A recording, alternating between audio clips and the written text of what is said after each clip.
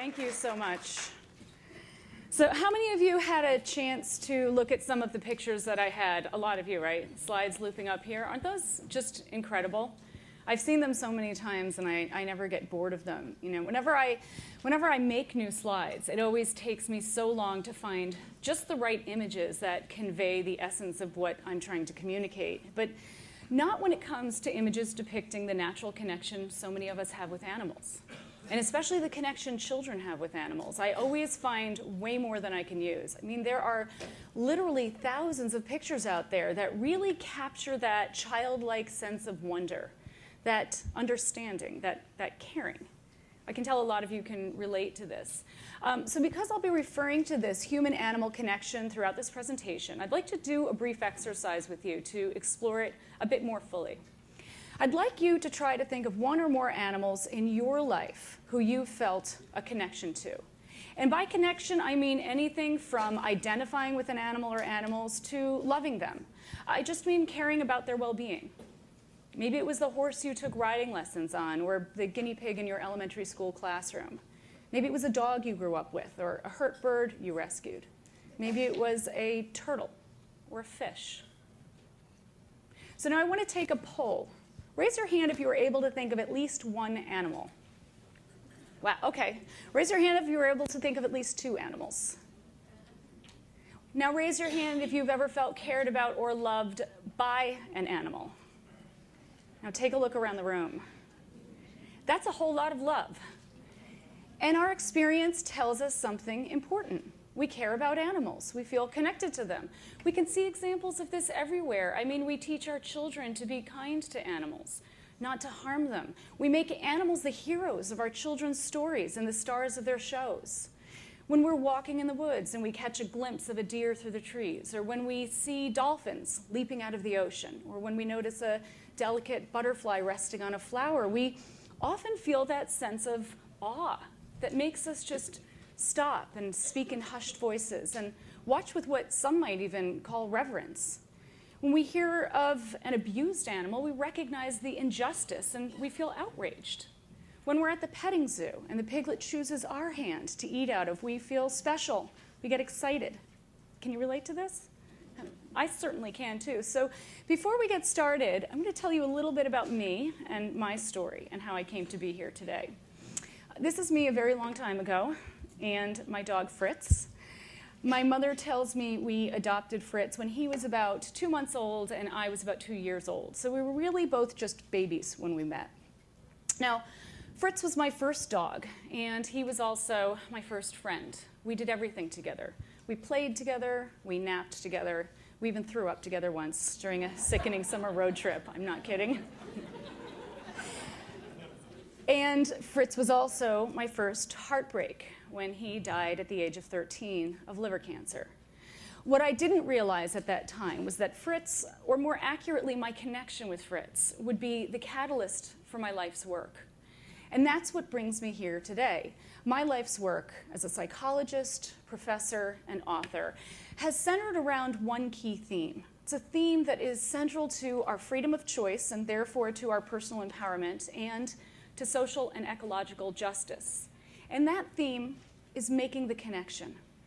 I'm here to talk about our connection with other beings and with ourselves and with our core values, and about the invisible belief system, the ism that disconnects us from these fundamental aspects of our lives. I'm here to talk about how this ism creates a gap in our consciousness when it comes to some of the most important and frequent choices that we make, our food choices, and how this gap causes us to act against our own interests and the interests of others. So I'm here with a goal, which is to raise awareness of this invisible ism to promote personal empowerment and social and ecological justice. So this presentation will be in 3 parts. First, we will discuss the problem of the gap. What exactly is this gap in our consciousness, and how does it obstruct our freedom of choice? Next, we'll discuss the underpinnings of the gap. What causes and maintains this gap that guides our food choices? And what are the consequences of our choices on ourselves and our world?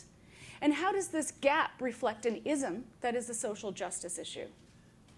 And finally, because everybody likes a happy ending, including me, we will discuss the solution to the gap. How can we resolve this gap in order to make more empowered and just choices? And how can we incorporate an awareness of this ism so that we can work to transform this ism that's interlocking with so many of the other isms? So what then is the gap? Now, to explain this, I want to do a quick exercise with you. I'd like you to imagine that you're a guest at a dinner party, and the host is famous for her homemade pasta and meatballs. And she serves you a dish that looks like this. And imagine that this dish will not affect your arteries in any way. It's actually not bad for you. Just imagine. Just imagine whether you would find this dish delicious or disgusting. Now, for those of you who would find this delicious, even if you don't eat this way anymore, you might still like the flavor of these foods. For those of you who would find this delicious, imagine that you find it so delicious that you ask the host for her recipe. And flattered, she replies, well, the secret is in the meat. You need to start out with 3 pounds of extra lean golden retriever. How many of you would find this delicious? There's always one. All right. Don't be shy. Would you pick out the golden retriever balls and just eat I know I made that doubly gross. Pick out the golden retriever meat and just eat the pasta and sauce around it? So take a moment to reflect on your thoughts and feelings. And chances are what you thought of just moments ago as food, you now think of as a dead animal. And what you just felt was delicious, you now feel is disgusting. Chances are your experience of the meat dramatically changed, even though nothing about the meat itself actually changed. So what is it then that changed? Right. What changes your perception of the meat? Now, our perception is the lens that we look at the world through. And when it comes to eating animals, our perception is shaped largely, if not entirely, by our culture. In fact, in meat-eating cultures around the world, people tend to have a tiny handful of animals that they have learned to classify as edible. All the rest, we learn to classify as inedible and therefore disgusting. And so even though the type of species consumed changes from culture to culture, members of all cultures tend to find their own choices to be rational and the choices of other cultures to be disgusting and often even offensive. So what's striking is not the presence of disgust. Disgust is the norm. It's the rule rather than the exception. What's striking is the absence of disgust. Why are we not disgusted by the 5, 6, 7, maybe if you're an adventurous eater, species we've been taught to think of as edible? And perhaps more importantly, why don't we ever ask why? Have you ever wondered why you might be willing to eat chicken's wings, but not swan's wings? Leg of lamb, but not leg of kitten. They both come from baby animals. Have you ever wondered why you might be willing to eat beef stew, but not guinea pig stew? Clam chowder, but not frog chowder? Hen's eggs, but not pigeon's eggs? Have you ever wondered why you might be willing to drink cow's milk, but not horse's milk? Are you working up an appetite here? And have you ever wondered why you haven't wondered? When it comes to edible animals, there is a disconnect, a gap in our perceptual process. There's a gap in our consciousness. We don't make the conscious connection between the meat on our plate and the living being it once was. When I was growing up, I was the picky eater in my family, and in my house, we had a rule that no one could leave the table until their plate was clean. So, not surprisingly, this often led to some late-night standoffs between me and my mother. My mother would try not to let me out of her sight, and I would wait for just the right moment when she wasn't looking to slip my food to Fritz, my partner in crime who was stationed under the table. And if my mother happened to catch me, I would tell her I was just petting the dog. And she would believe me, because there were plenty of times when I really was just petting the dog. And over the course of so many years and so many meals, I never thought about how strange it was that I could be petting my dog with one hand while I ate a pork chop with the other. a pork chop that had once been an animal who was at least as intelligent and sensitive and conscious as my dog. I never thought about the inconsistencies in my attitudes and behaviors toward these animals because, frankly, when I was eating the pork chop, I didn't actually think I was eating an animal. I mean, sure, I knew that whenever I ate meat, someone had to die for my plate. But on another level, I just didn't connect the dots. I just had that knowing without knowing. I had a gap in my consciousness. And so because this gap in our consciousness blocks our awareness of the reality of our meat, it also blocks our authentic thoughts and feelings about our meat. Remember when I told you were eating a golden retriever, chances are you couldn't help but think of the living animal and feel disgusted. And yet, when you believed you were eating the flesh of a cow, chances are you had no thought of the living animal and you felt no disgust. So when we're not aware of the reality of our meat or of our authentic thoughts and feelings about the meat, then we are also not aware that we have a choice, that we are making a choice every time we eat meat. And so this gap in our consciousness robs us of our ability to make our choices freely, because without awareness, there is no free choice. For much of my life, I never questioned my choice to eat pigs and chickens and fish and cows because I never even thought I had a choice. No one had ever asked me if I wanted to eat animals, how I felt about eating animals, if I believed in eating animals. No one had ever encouraged me to reflect upon this daily practice that had such profound ethical dimensions and personal implications. Eating animals was just a given. It was just the way things are. It's really striking that our culture teaches us to spend more time thinking about what brand of shampoo to buy than about what species of animals we eat and why, when our food choices have a significant impact on our bodies, our minds, and our world.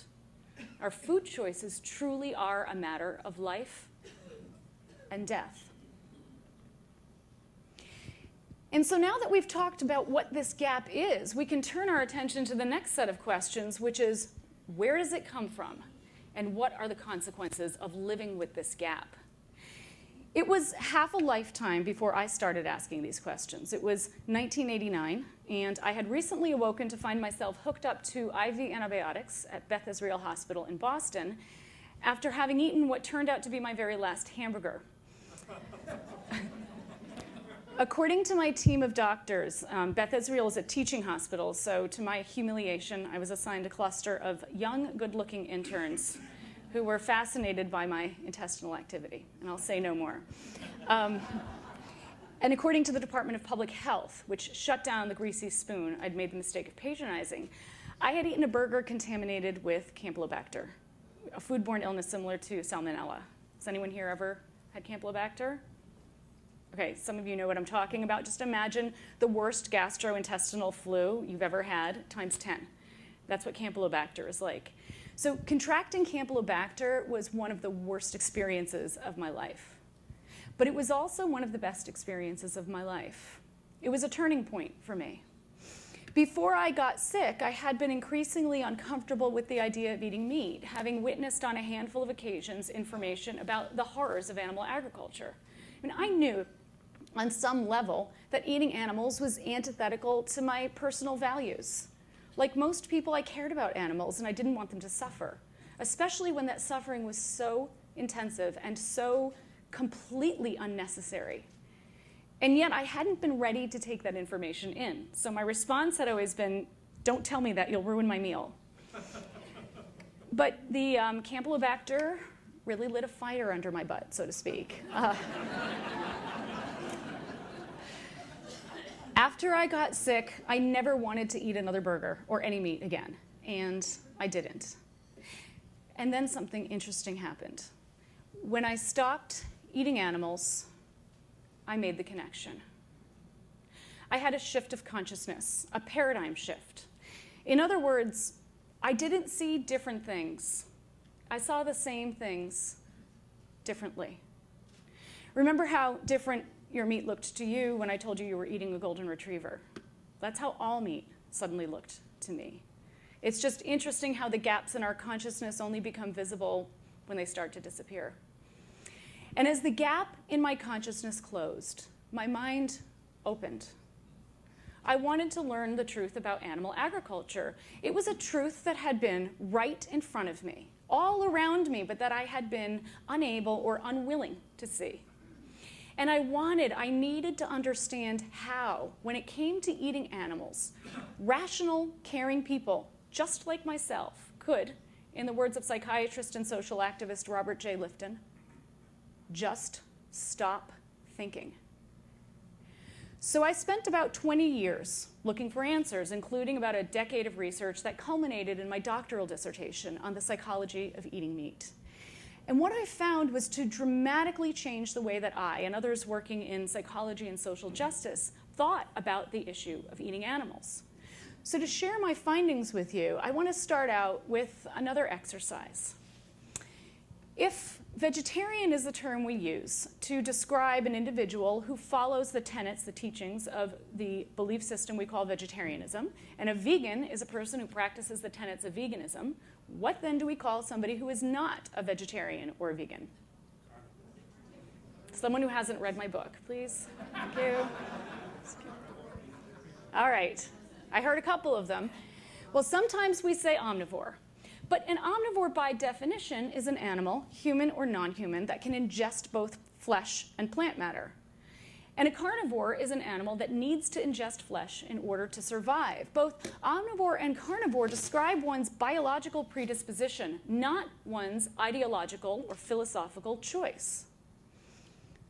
Sometimes we say meat eater. But how accurate is this? I mean, meat eater describes a behavior as though it's divorced from a belief system. This is why we don't say plant eater when we refer to vegans and vegetarians, because we recognize that the behavior of eating plants reflects a deeper belief system or ideology. I'm using ideology and belief system interchangeably here.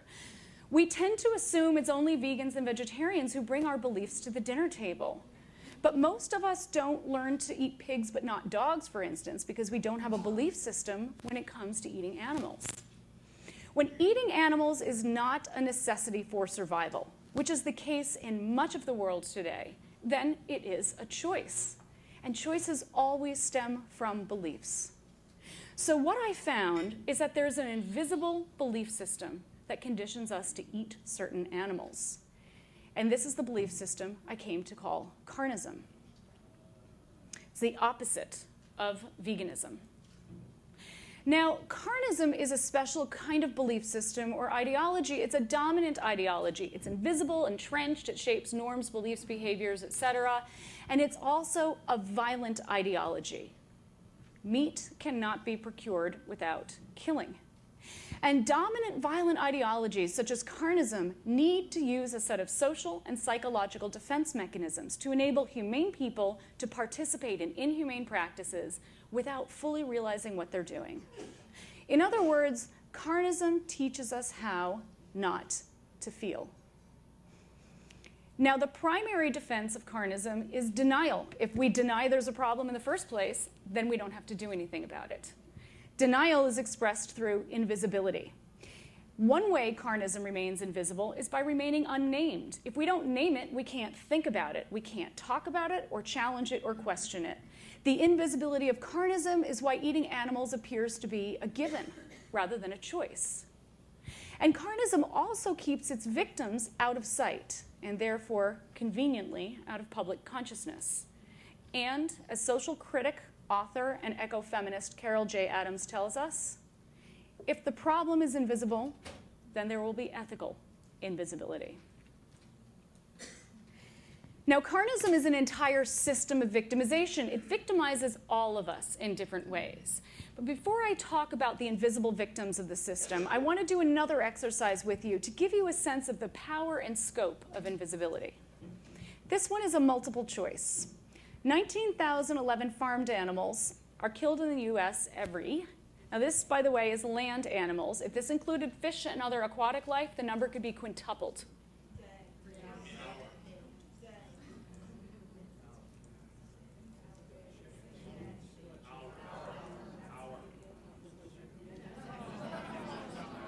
I haven't given you the answer yet.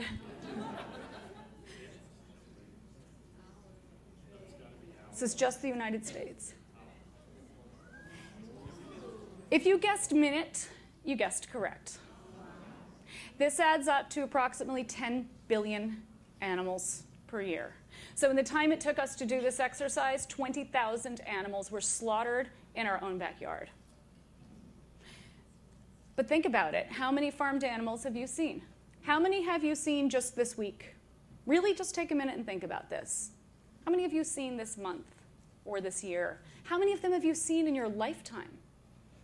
Just to put this figure into perspective, think about how many people you see out on the street in a given day. Given that the US population of farmed animals is 32 times the human population, where are they? Given that these animals' body parts are literally everywhere we turn, why don't we ever see them alive? We don't see the animals who become our food because we're not supposed to. They are not, as carnistic industry would have us believe, living on happy mom and pop farms. This had the label happy cow, and I came to realize that it's more of a creepy cow, right? It's that clown effect. It's supposed to be happy, but it scares you a little. Over 99% of the meat, eggs, and dairy that make it to our plates comes from animals that were raised in factory farms, windowless sheds in remote locations that are virtually impossible for anyone outside of industry officials to obtain access to. And if you did try to obtain access to one of these compounds, you could wind up in prison, thanks to the Animal Enterprise Terrorism Act. According to Dara Lovitz, attorney and author of Muzzling a Movement, the AETA states that one has committed the federal crime of terrorism if they engage in any activity that may reduce the profits of an animal enterprise. As Lovitz says, the AETA is fundamentally unconstitutional as it violates activists' right to free speech. So who are these individuals that carnistic industry tries so desperately to hide from us? I'm going to show you a short video narrated by Dr. Jonathan Balcom, animal behaviorist and author of over 40 scientific papers and 4 books on animal cognition that gives us a rare glimpse into their inner lives. Many of the animals you see here are residents of Farm Sanctuary, which is the nation's leading farmed animal protection organization.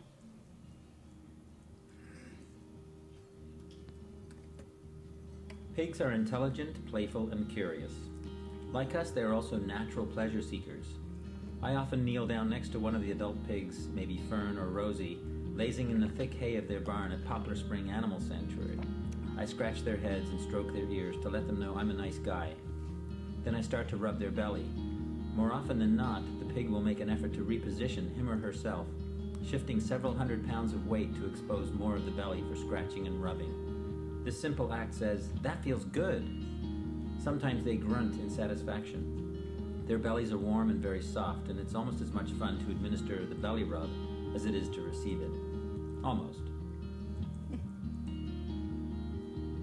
Cows form a strong emotional bond with their calves. For example, shortly after graduating from Cornell University Veterinary School, Dr. Holly Cheever was called out to a busy dairy when a cow mysteriously stopped producing milk. The cow had recently delivered her 5th baby out in the pasture. As was usual dairy farm practice, her calf was taken away as soon as she returned to the milking barn. Normally, a milked cow will produce over 12 gallons per day, but this cow always returned for the evening milking with an empty udder. Dr. Cheever couldn't figure out what was going on, but on the 11th day, the farmer called to say he had followed the cow out into the fields, where he discovered she had produced twins. Having lost 4 previous babies, the mother cow had made a Sophie's choice, returning one of her precious children and keeping the other in the woods at the pasture's edge. Cheever pleaded with the farmer to let the cow keep her twin calf, but he was sent off to a veal crate. This incident invokes a cow's painful memory of earlier loss and a level of complex reasoning few would attribute to a cow. Chickens and turkeys are social species with well-developed vocabularies of calls. Each bird recognizes all the other individuals in a flock by their appearance and by their voice. I remember watching a mixed flock of roosters who had recently been rescued from the aftermath of Hurricane Katrina. They were happily foraging in the grass when suddenly they all made a dash to a nearby shed. Only as they reached cover did I notice a hawk flying overhead. Chickens and turkeys have specific calls for aerial predators, and one of them had sounded the alarm. This is considered virtuous behavior because the alarm caller runs the extra risk of drawing attention to him or herself. Fishes are as misunderstood as they are diverse. Careful scientific experiments show that they experience pain. They also have emotions, such as the fear of predators seen here. Fish can recognize other individuals, they have prodigious memories, and they have preferred shoalmates. Lobsters and crabs also show the experience of pain. Some crabs will refuse to accept food and eventually die after one of their claws is twisted off. Shrimp groom body parts that were pinched or shocked and stop doing so after treatment with a painkiller. Though we're still unraveling the mysteries of animal minds, there is no doubt that animals think and feel, and that they have rich emotional and social lives.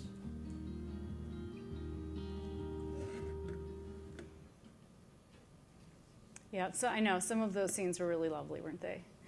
And unfortunately, Farm Sanctuary is home to only a tiny minority of farmed animals. So in a couple of minutes, I'm going to show you another film, another short video, it's 4 minutes long, that gives a glimpse into the lives of the 99%.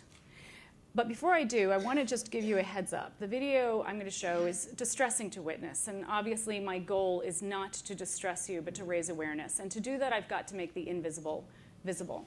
I've spent a lot of time selecting material that I felt was sufficient to inform without actually traumatizing you.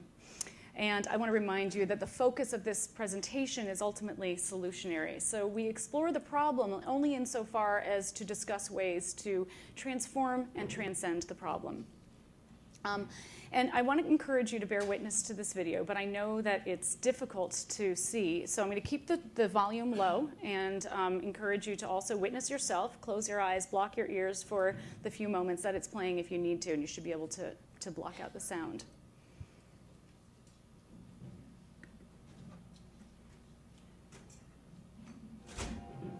Mother sows are locked in narrow metal stalls barely larger than their own bodies.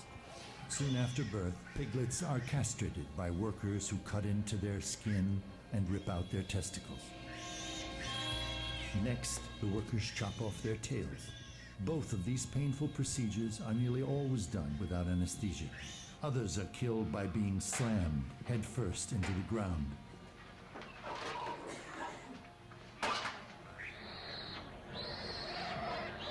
Once pigs have reached market weight, they are sent to slaughter. At the slaughterhouse, pigs are knocked in the head with a steel rod, hung upside down, and have their throats slit. Improper stunning condemns many pigs to having their throats slit while they are fully conscious and suffering. Because male chicks don't lay eggs and do not grow quickly enough to be raised profitably for meat, they are killed within hours after hatching.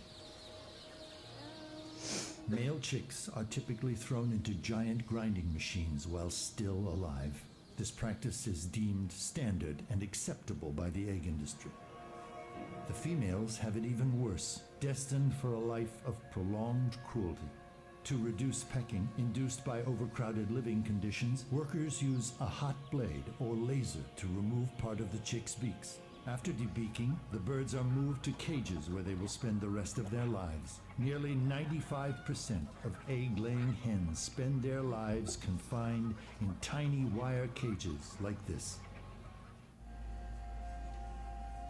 Through genetic selection, chickens and turkeys raised for meat have been bred to grow so large so quickly that many suffer crippling leg disorders, chronic joint pain, and even fatal heart attacks. Those who live to reach market weight are thrown into transport crates and loaded onto trucks bound for slaughter plants. At the slaughter plant, the birds are dumped from their crates, then roughly snapped upside down into moving shackles by their fragile legs. They are then pulled across a blade which slices their throats, causing blood to pour from their necks. Calves on dairy farms are dragged away from their mothers and violently killed, all so that humans can have the milk instead.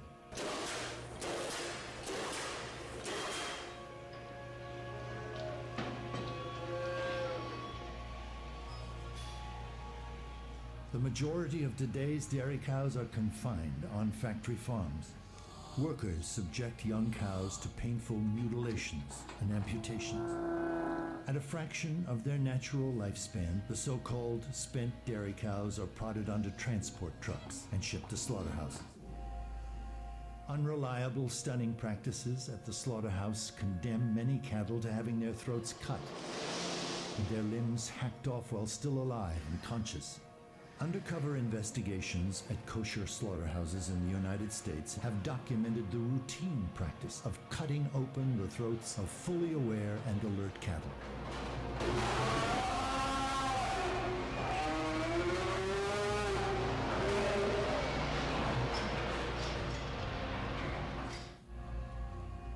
Massive trawling nets indiscriminately drag hundreds of tons of fish and other animals along the ocean floor. They are then tossed on board where the surviving fish either suffocate or are crushed to death. Others are still alive when they are hacked apart on these floating slaughterhouses.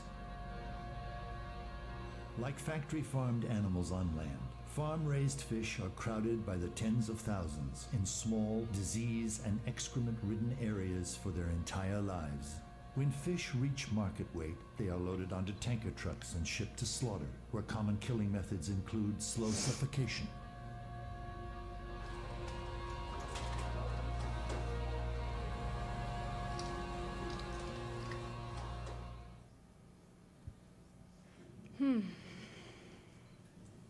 Good job. I know this is incredibly difficult to witness. I've seen images like this and this just countless times, and it never gets easy for me.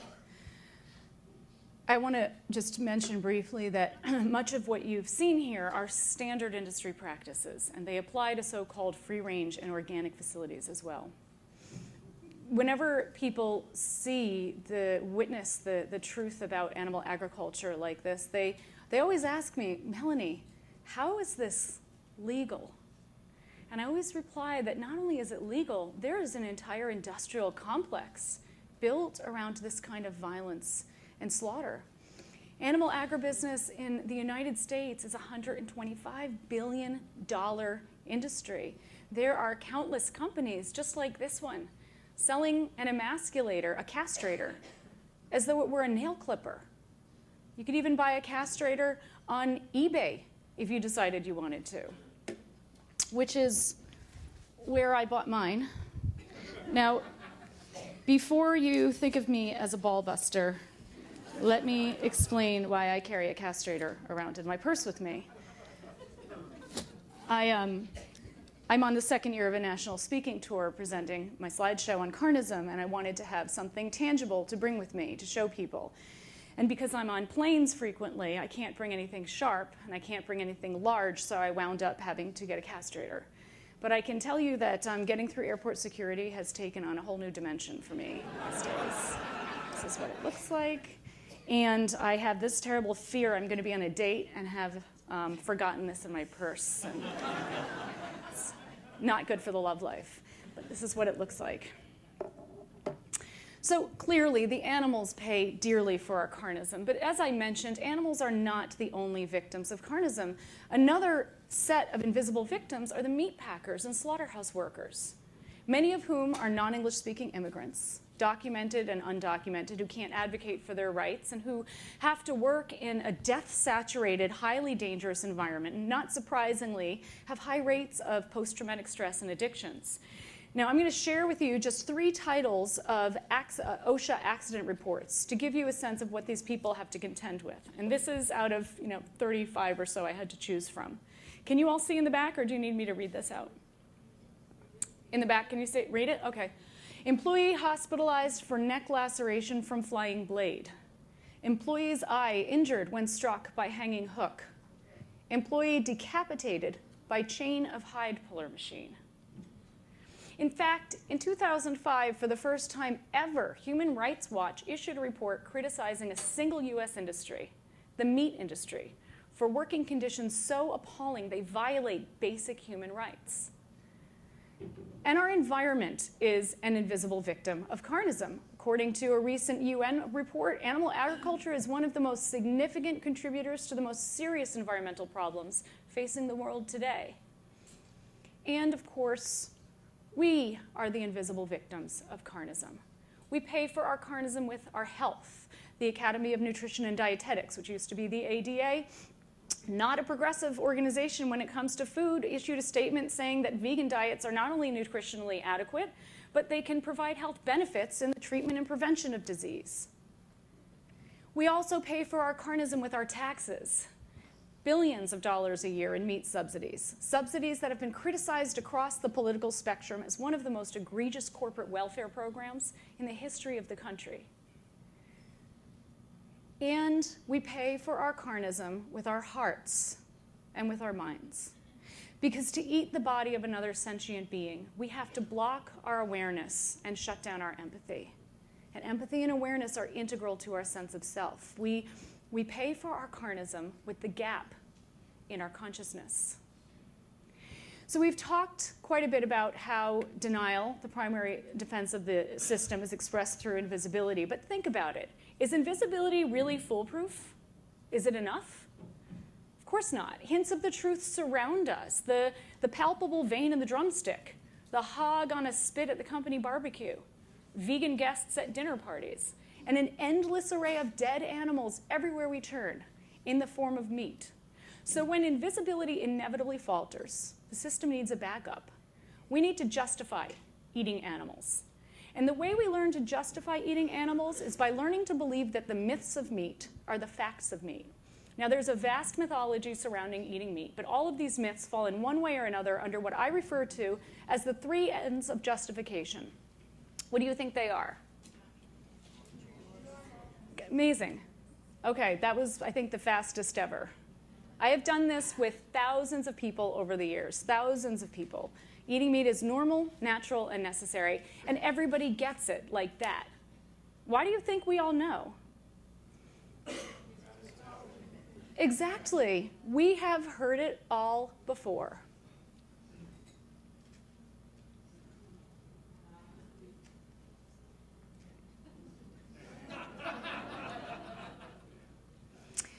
So let's briefly look at each of these myths in turn. Eating meat is normal. But what we call normal is simply the beliefs and behaviors of the dominant culture. It is the carnistic norm. And carnism as a social norm is so entrenched that it's virtually impossible to see unless we step outside the carnistic box. So to help you step outside the box, I want to do another exercise. I'd like you to imagine that you're back at that dinner party where your host has just told you you're eating a golden retriever. But now imagine that you tell your host how you feel, and she says, "Don't feel bad, it's okay. The dog had a good life. She was able to run and play, and she formed friendships with other golden retrievers and even some people before she was killed at 6 months old." Would it make it any easier to eat the golden retriever? So ask yourselves if you would be opposed to a perfectly healthy golden retriever being killed simply because people like the way her thighs taste. Why might you not be opposed, or we not be opposed, to the exact same thing being done to somebody else? Carnism as a social norm is so entrenched that it blinds us to the fact that humane meat is a complete contradiction in terms. Humane meat is a myth. It is a myth constructed by those in the business of violence to appeal to those of us who would ordinarily never support such violence. Eating meat is natural. Well, what we call natural is simply the dominant culture's interpretation of history. It refers not to human history, but to carnistic history. It references not our fruit-eating ancestors, but their flesh-eating descendants. In other words, we only look as far back in history as we need to justify current carnistic practices. And to be fair, murder, rape, and infanticide are as long-standing and therefore arguably as natural as eating animals. And yet we don't invoke the longevity of these practices as a justification for them today. In the words of author Colleen Patrick Goudreau, do we really want to use the behavior of the Neanderthals as the yardstick by which we measure our current moral choices? And eating meat is necessary. Well, what we call necessary is simply what's necessary to maintain the dominant culture, to maintain the carnistic status quo. And here I'll let a picture speak for itself. Can you see in the back? Okay, this is how many animals have been slaughtered globally since I opened this slide. This is the animal kill counter.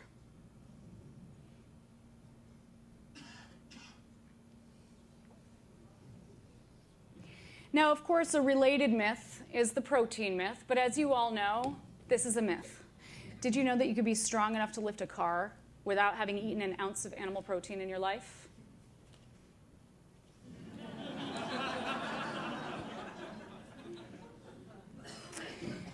You know, looking back on my own resistance to witnessing the truth about eating animals, I could see how the myths had a tremendous influence on me, as they do on all of us. I couldn't close that gap in my consciousness until I was ready to make the behavioral change that would inevitably follow. And I couldn't make that change until I felt safe enough to do so. I had a lot of fears and concerns. Would I get sick? Would I go broke buying expensive vegetarian foods? Would I have to subsist on a diet of tofu and cardboard? And this last issue was a serious concern for me because two of my greatest pleasures in life are cooking and eating. And what about my relationships? My father was, and he is today, a charter captain, a professional fisherman. My uncle has been an avid hunter his entire life. My Jewish stepmother made the best matzo ball soup this side of the equator. My Italian nana thrived on overstuffing us, full of her lasagna marinara. My half-Lebanese mother served an Arabic lamb dish as a centerpiece for every special occasion. So what would happen if I rejected the traditions that bonded me to my family? What I didn't realize back then was that although change is always somewhat scary and changing ingrained behaviors is always somewhat challenging, this kind of change would also be tremendously empowering. I didn't realize that I would be healthier today at 45 than I was when I was half my age, or that I'd be able to cook and eat even more abundantly. And I didn't realize that the deepest bonds with others are forged not through unquestioningly following the dictates of tradition, but by becoming the kind of person who practices authenticity and integrity, the cornerstones of meaningful relationships. John F. Kennedy once said that belief in myths allows the comfort of opinion without the discomfort of thought. JFK did not underestimate the power of myths, and neither should we, because the myths of meat prevail despite overwhelming evidence to the contrary. And they prevail largely because the system is so entrenched. When a system is entrenched, that means it's embraced and maintained by all major social institutions, from the family to the state, that it's become self-perpetuating. It's summed up nicely by a French political economist who said, when plunder becomes a way of life for men and women living together in society, they create for themselves in the course of time a legal system that authorizes it and a moral code that glorifies it. And when we are born into an entrenched system such as Carnism, we inevitably absorb that system's logic as our own. In other words, we internalize Carnism. We learn to look at the world through the lens of Carnism. And Carnism uses a set of defenses that distort our perceptions of meat and the animals we eat so that we can feel comfortable enough to consume them. For instance, Carnism teaches us to see animals as objects. So we learn to refer to this turkey as something rather than someone. Or to call this little baby an it, a thing, rather than he or she. Carnism teaches us to see animals as abstractions, as lacking in any individuality or personality of their own, and instead simply as abstract members of a group about which we've made generalized assumptions. A pig is a pig, and all pigs are the same. And like other victims of violent ideologies, we give them numbers rather than names. This is summed up nicely by a quote from a meat cutter I interviewed for my dissertation, who said, I don't think of farmed animals as individuals. I wouldn't be able to do my job if I got that personal with them. When you say individuals, you mean as a unique person, as a unique thing with its own name and its own characteristics, its own little games that it plays? Yeah, I'd really rather not know that. I'm sure it has it, but I'd rather not know it. And Carnism teaches us to place animals in rigid categories in our minds so that we can harbor very different feelings and carry out very different behaviors toward different species. A female meat eater I interviewed told me that she regularly ate a variety of types of meat. And when I asked her if she ate veal, she stopped and looked at me, offended actually, and said this, well, let's just say I came to your house and you told me that I had just eaten veal, I'd probably vomit. Like, I have to get that out of my system. And when I asked her why, she said, because veal comes from a baby. And when we look at the world through the lens of carnism, we fail to see the absurdities of the system. So we see images like this or like this, someone mutilating their own body to be eaten, and we take no notice rather than take offense. Or we see images like this or this, and we laugh rather than cry. Voltaire was right. If we believe absurdities, we shall commit atrocities. And carnism is but one of the many atrocities, one of the many violent ideologies that are an unfortunate part of the human legacy. And although the experience of each set of victims will always be somewhat unique, the ideologies themselves are structurally similar. The mentality that enables such violence is the same. It is the mentality of domination and subjugation, of privilege and oppression.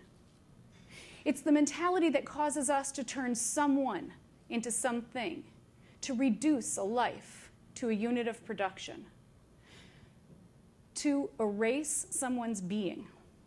It is the might makes right mentality that makes us feel entitled to wield complete control over the lives and deaths of those with less power just because we can, and to feel justified in our actions because they're only savages, women, animals. It is the mentality of meat. And so if we fail to pick out the common threads that are woven through all violent ideologies, then we will be doomed to recreate atrocities in new forms. This is why it's critical that we incorporate all oppressive systems into our analysis, including carnism. Eating animals is not simply a matter of personal ethics. It is the inevitable end result of a deeply entrenched oppressive ism. Eating animals is a social justice issue. Martin Luther King understood the ways in which oppressive systems reinforce one another. He wisely cautioned that injustice anywhere is a threat to justice everywhere. And the opposite is also true. Justice anywhere is a threat to injustice everywhere. And justice is not an abstract concept. It is a practice that can be carried out anywhere. In the streets of a nation's capital, in a hotel, in a courtroom. And we can practice justice on our plates. And so this brings us to the conclusion. What is the solution? Knowing what we do about carnism, what do we do about it? And I'm going to address this question with a question for you. Why do we use carnistic defenses in the first place? What's the reason? Why do we use denial, justification, objectification? Addictions, exactly. Exactly. Because we care. We care about animals, and we care about the truth. And carnism depends on our not caring, and the system is built on deception. I've been talking about eating animals for 20 years now, and I have never encountered a person who doesn't cringe when faced with images of animals suffering. So the good news is that carnism is really a house of cards. It's a vulnerable system that needs a strong fortress to protect itself from its very own proponents, us. Why else would we need to go through all the psychological acrobatics if not because we care? And so our caring is both the problem and the solution.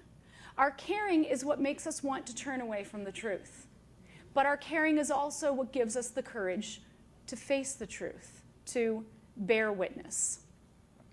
When we bear witness, we identify with another. To identify with another is to see something of ourselves in them and something of them in ourselves, even if the only thing we identify with is the desire not to suffer. When we bear witness, we empathize with another. We look at the world through their eyes so that when we make choices that impact them, we ask ourselves, what would he or she ask me to do? When we bear witness, we make the connection. We close the gap in our consciousness, and we become more empowered because we become more integrated, more whole, more in alignment and connected to our core values. Values such as compassion, reciprocity, the golden rule, and justice. Values that are diametrically opposed to Carnism. It's no coincidence that integration and integrity share a root. Integrity, by definition, is the integration of values and practices. We can practice witnessing in so many ways. I mean, think about the AIDS quilt. Has anybody here ever seen that? Amazing, active witnessing. The Vietnam Memorial Wall, the revolutionary music of the 60s. Witnessing can be writing or not writing a check in the name of justice. It can be handing out pamphlets on a street corner, starting a task force. Witnessing can be hosting or attending or presenting a slideshow. Throughout the history of humankind, virtually every atrocity was made possible because the populace turned away from a reality they felt was too painful to face. And virtually every social transformation, every revolution was made possible because a group of people chose to bear witness, and they demanded that others bear witness as well. For instance, just consider the countless witnesses, the conscientious objectors throughout history. Some who have been famous, but most who are the unsung heroes of social transformation. This transformative potential of collective witnessing is why oppressive systems must deny the truth about the social movements that challenge them. So, for instance, proponents of the movements are portrayed as biased or extremist when they challenge the biases and extreme practices of the dominant culture. Or they're portrayed as overly emotional and sensationalist when they challenge the apathy and numbing of the dominant culture. And the true power and scope of the social movement is minimized or denied. So despite what mainstream carnistic culture would have us believe, there is reason to be very, very hopeful. The vegan movement, which is the counterpoint to Carnism, is thriving. For instance, since 2008, the number of vegetarians and vegans in the US has doubled. A recent Business Week article entitled "The Rise of the Power Vegans" says that a growing number of America's most powerful bosses have become vegan. More and more leaders and celebrities are saying no to Carnism. Ellen has her own website dedicated to going vegan. Vegan cookbooks, innovative foods, restaurants, recipes, medical doctors are springing up everywhere.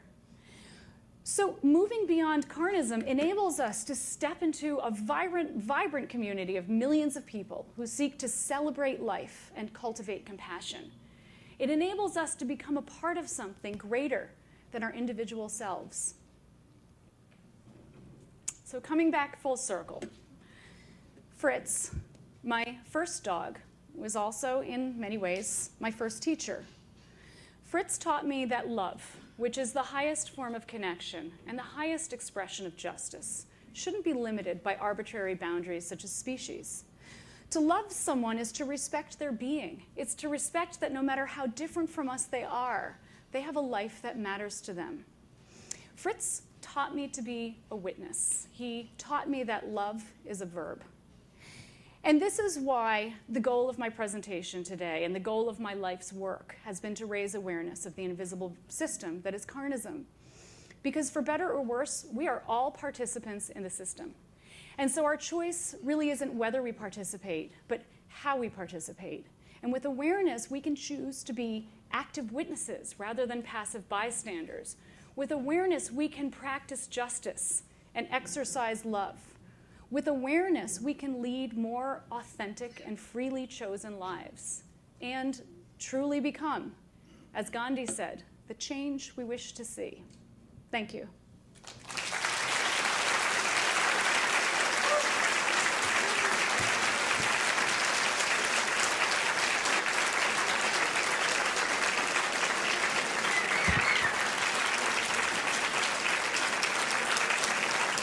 Thank you so much.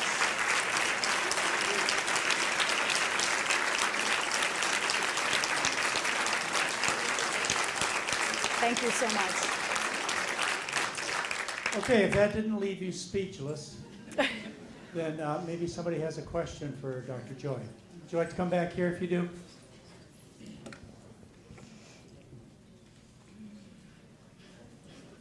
That was a very great presentation. Thank you. Thank you. I think we all have a natural resistance to seeing these animals in these factory farms.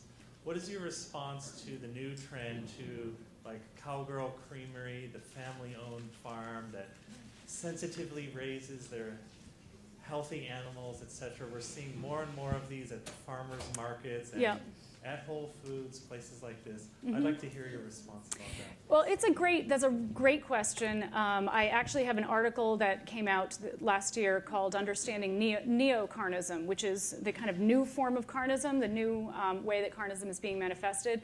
I think it's positive in that there's a recognition now that because invisibility has been weakened thanks to the advent of the internet and so much information that's coming out now, we're relying more strongly on justification. And so this idea that eating meat is natural or it's normal if it's done humanely. And so it's a good sign. It's a sign that companies are responding to people's discomfort with causing harm to animals. It's also problematic because this whole entire ideology is constructed now around this idea of sustainability. And sustainability is, well, it's not sustainable to the animals who are being killed, for one. And so I see this as a positive sign, as a backlash against the vegan movement. Anytime a movement becomes powerful enough to truly challenge the status quo, there's a backlash against it. And this is a manifestation of that. And I think it's important to dispel the myth of humane meat, but at the same time to recognize that it is the culture's attempt to move in a direction that's more in alignment with our core values. It's a great question, and if I had an hour, I'd answer it for longer. Another hour. Yes? Thanks for your presentation. Thank you. Horses are animals that most Americans don't identify with eating meat. They seem like they're animals for pets and for treating well. And yet, in November of last year, I'm not sure if a lot of you are aware, but our president very quietly signed a bill to lift the ban on horse slaughter for meat consumption. It's really hasn't been out there as much as I think it probably should be. And why is that? And what do you think the repercussions of that are going to be? Well, it hasn't been out there in mainstream media, which is interesting but not surprising because, carnism is organized around some very powerful vested interests. So, but it has been out there in the topic of discussion among people that are active in the vegan movement. I don't know what the repercussions are going to be we can see in cultures taste and the animals that have been selected as edible, they can change over time. I think as people continue to become increasingly aware of the ways in which, number one, that they don't need to eat animals in order to survive, and number two, that animals are sentient beings and continue to make the connection, I think we will be resisting this. I don't know what's going to happen when it reaches the mainstream, if it reaches the mainstream, but there are people who are speaking out against it. It's one example of the way carnism, like other isms, it denies or minimizes what's happening. There have been a lot of protests against it. They just don't make it to the news. Dr. McDougall. That was definitely the most challenging presentation to the audience. Thank you very much. Well, thank you. All right, we're going to take about a 5 to 10 minute break, and then we'll get back. Thank you.